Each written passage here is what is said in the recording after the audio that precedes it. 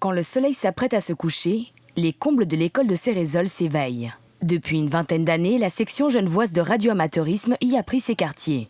De l'apprentissage des différentes techniques de transmission à la conception même de son matériel, le radioamateur est un vrai touche-à-tout.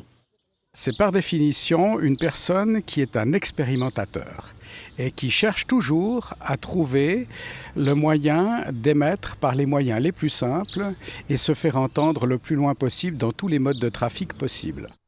Expérimentateur. En effet, les radioamateurs sont à l'origine de la radio telle que nous la connaissons aujourd'hui. Le premier radioamateur, c'était Marconi. Marconi a été le précurseur puisqu'il a découvert les ondes radio à l'aide de différentes autres personnes et d'autres ingénieurs de l'époque, mis au point différents systèmes qui permettaient déjà, en 1900, de se faire entendre en morse et de se faire entendre à des dizaines de kilomètres.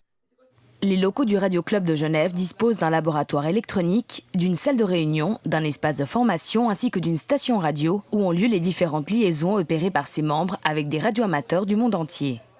L'atmosphère se comporte tout à fait bizarrement selon certaines fréquences. Ça fait ricochet dans l'atmosphère ou la stratosphère et on est entendu, par exemple en décamétrique, jusqu'à l'autre bout du monde. On peut même entendre son propre écho suivant la puissance et la propagation.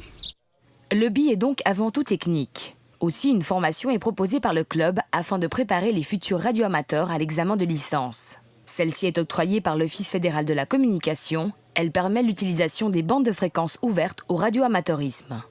On doit prouver qu'on est capable d'avoir des connaissances en radioélectricité.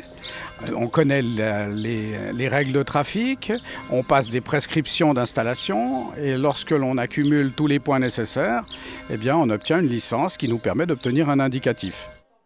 Au-delà du loisir technique, le savoir-faire des radioamateurs peut également servir en cas de désastre lorsque les réseaux de télécommunications publics sont indisponibles. Grâce à des modestes moyens, les radioamateurs sont capables de mettre en place des moyens de communication que les professionnels, eux, ne peuvent pas faire pour des raisons bien simples, c'est qu'ils n'ont pas une organisation individuelle mais collective. La communauté des radioamateurs est actuellement le plus grand réseau de télécommunications au monde.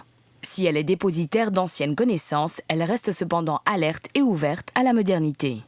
Aujourd'hui, dans le monde que nous connaissons tous de la télécom, il y a un virage technologique énorme. Eh bien, les radioamateurs suivent ce mouvement. Il y a aussi un virage technologique parmi nos installations techniques et ce qu'on appelle nos installations non desservies, puisque ce sont des installations automatiques qui retransmettent les communications entre elles de façon à ce que l'on puisse complètement couvrir une zone géographique.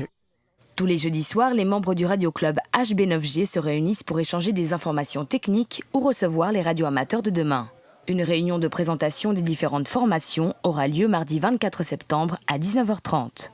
Le radioamateurisme touche tellement de domaines différents, à savoir qu'on peut faire de la radio, de la voix, du morse, on peut faire de la télévision d'amateurs, on peut faire de la transmission numérique, on peut faire parler des ordinateurs entre eux par radio. Vu la diversité du média, chacun trouve midi à sa porte.